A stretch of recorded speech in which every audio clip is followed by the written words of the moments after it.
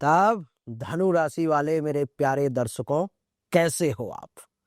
धनु राशि वालों के लिए बुध का कुंभ राशि में गोचर, यानी कि आपके कुंडली के तृतीय भाव में गोचर और वहां से नवम भाव पर में दृष्टि नहीं, साथ ही बुध सप्तम और दसम भाव का स्वामी भी है। यह गोचर काफी एक्टिव होगा, निर्णयात्मक होगा, कैरियर और बाकी चीजों के लिए भी टर्निंग पॉइंट सिद्ध करेगा यह गोचर। देवी और सज्जनों, आइए इस चर्चा को आरंभ करें, समझने का प्रयास करें, जानने की कोशिश करें कि आखिर कैसा रहने वाला है। सबसे पहले तो ये समझ लें कि तृतीय भाव आखिर है क्या।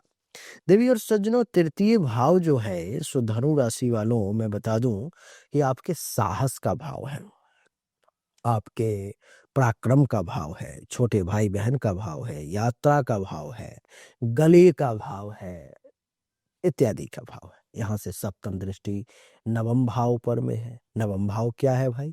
तो नवम भाव आपके भाग्य का, गुरु का, पिता का, धर्म का, यात्रा का, भक्ति का, परोपकार का, देव कर्म का भाव है। और देवी और सज्जनों, आपकी जानकारी के लिए बता दूं कि सप्तम और एकादश, क्या सप्तम और एकादश भाव के मालिक हैं। तो सप्तम भाव आपके जीवन साथी का, सप्तम और एकादश नहीं, सप्तम और दसम भाव के मालिक हैं। तो सप्तम भाव आपके जीवन साथी का, काम और वासना का, परिवार का, दैनिक रोजगार व्यवसाय का, पार्टनरशिप का। दसम भाव आपके पिता का, मान सम्मान का, इज्जत प्रतिष्ठा का, नौकरी का, करियर का।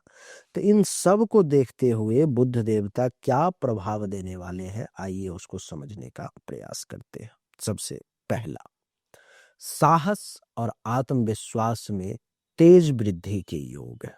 तृतीय भाव में बुध आने से आपकी बोलने, लिखने और निर्णय लेने की शक्ति बहुत बढ़ जाएगी। पहले जो बात कहने में हिचक होती थी, अब निडर होकर उन बातों को आप रख पाएंगे। ठीक, पहले जो भी बात कहने में हिचक होती थी, अब निडर होकर के उन बातों को आप आसानी से रख पाएंगे, ऐसा मैं देख पा रहा हूं। दूसरा, संचार आधारित कार्यों में जबरदस्त उन्नति के योग है। इस समय में पत्रकारिता, YouTube, social media, marketing, IT, consultancy या ज्योतिष, इन क्षेत्रों में तेज ग्रोथ और पहचान मिलने के योग भी बन रहे हैं, ऐसा मैं देख पा रहा हूं। करियर में नए कॉन्ट्रैक्ट और डील होने की संभावना है। बुध दसम भाव का स्वामी है, इसलिए यह गोचर नई नौकरी, प्रमोशन, क्लाइंटेल या सरकारी अथवा प्राइवेट समझौते जो है सो आपको दिला सकता है। एक नई सूचना, सर्वशास्त्र संगम अंतर्राष्ट्रीय सम्मेलन होने जा रहा है अप्रैल में। इसमें तंत्र मंत्र, ज्योतिष, वास्तुशास्त्र, कर्मकांड और भी अन्य विधाओं के देश दुनिया के जो बड़े विद्वान हैं वो आ रहे हैं। लेकिन वो तो बड़े विद्वान हैं, लेकिन मैं चैलेंज करता हूं आप सभी को, जो ज्योतिष सीखने की इच्छा रखते हो या ज्योतिष में अपने आप को आप प्रकांड विद्वान कहते हो, आप जुड़े हमारे साथ। ये शास्त्रार्थ होगा सम्मेलन में, और जो शास्त्रार्थ में जीतेगा उसको मिलेगा ज्योतिष रत्न सम्मान, यानी कि ज्योतिष रत्न से उसे अलंकृत किया जाएगा। देवी और सज्जनों, 11 ज्योतिषों को ज्योतिष रत्न से अलंकृत किया जाएगा। इसलिए अगर आपके पास ज्ञान है, क्षमता है, या आप जिज्ञासु हैं, अपने आप के बारे में लाइव परीक्षण करना चाहते हो, देखना चाहते हो कि कितनी सच्चाई है इस विद्या में, तो हमारे साथ जुड़े। नीचे डिस्क्रिप्शन में व्हाट्सएप ग्रुप का लिंक दिया गया है, उस पर क्लिक करें और हमारे ग्रुप में जुड़ जाएं, और सारा अपडेट आपको मिलता रहेगा। जीवन का ये अप्रतिम अनुभव प्राप्त होगा आपको। आइए वीडियो को कंटिन्यू करते हैं। चौथा, व्यापार में नेटवर्किंग से आपके लिए लाभ का योग बन रहा है। तृतीय भाव नेटवर्किंग का है, नए लोगों से संपर्क बनेगा, जिससे बिजनेस विस्तार और साझेदारी के लिए प्रस्ताव जो है सो आएंगे, ऐसा मैं देख पा रहा हूं। देवी और सज्जनों, जीवन साथी के माध्यम से कैरियर में बड़े लाभ के योग है। बुध सप्तम भाव के स्वामी है। जीवन साथी या पार्टनर के सहयोग से धन और पद में उन्नति संभव है। धन में भी और पद में भी, इस बात को जान लें। छोटी यात्राओं से बड़े अवसर आपको मिलेंगे। काम से जुड़ी छोटी यात्राएं होंगी जो आगे चल करके भाग्य वृद्धि का कारण बनेंगी। क्योंकि नवम भाव पर में दृष्टि है तो यात्रा तो छोटी होगी लेकिन भविष्य में परिणाम बहुत बड़ा होगा, ऐसा मैं देख पा रहा हूं। देवी और सज्जनों, सातवां भाग्य का सक्रिय होना मुझे दिखाई दे रहा है। नवम भाव पर बुध की दृष्टि से भाग्य स्वयं प्रयास से ही जागेगा। तो आपको केवल प्रयास करना है और भाग्य आपका जागृत हो जाएगा। आप जितना मेहनत करेंगे आपको उतना फल इस समय में मिलेगा, ऐसा मैं देख पा रहा हूं। पिता, गुरु या वरिष्ठ अधिकारियों से भी आपको लाभ का योग है। पिता, गुरु, बॉस या मेंटर्स से मार्गदर्शन और सहयोग प्राप्त होगा, ऐसा मैं देख पा रहा हूं। जिससे निर्णय सही दिशा में जाएगा, ये भी आप समझ लें। जिससे निर्णय जो है बिल्कुल उचित होगा, सही होगा।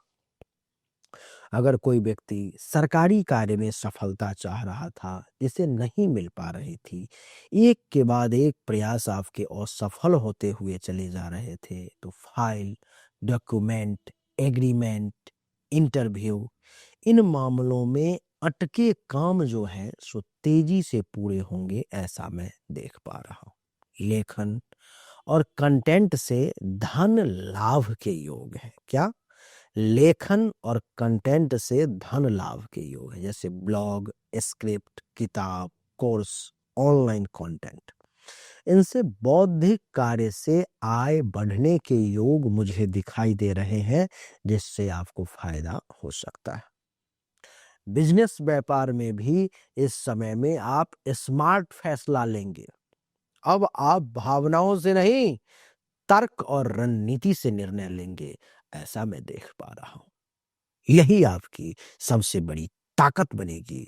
यही आपकी सबसे बड़ी ताकत बनेगी। देवी और सज्जनों, भाई बहनों से सहयोग जो है सो आपको मिलेगा। भाई बहन या करीबी सहयोगी, भाई बहन या करीबी सहयोगी आपके काम में आपको मदद करेंगे, जिससे साझा प्रयासों में एक साथ प्रयास करने से ज्यादा सफलता, बड़ी सफलता मिलने के योग है।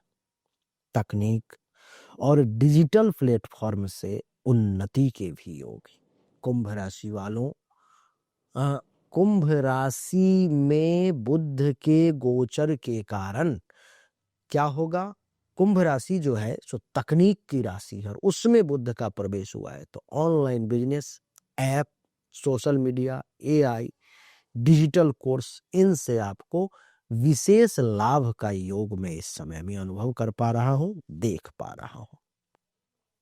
विवाह या पार्टनरशिप से जुड़ा बड़ा निर्णय आप ले सकते हो। कुछ जातकों के लिए विवाह तय होगा या बिजनेस पार्टनर के साथ नया समझौता हो सकता है, ऐसा मैं इस समय में देख पा रहा हूं। प्रतिष्ठा और पहचान में वृद्धि के योग है।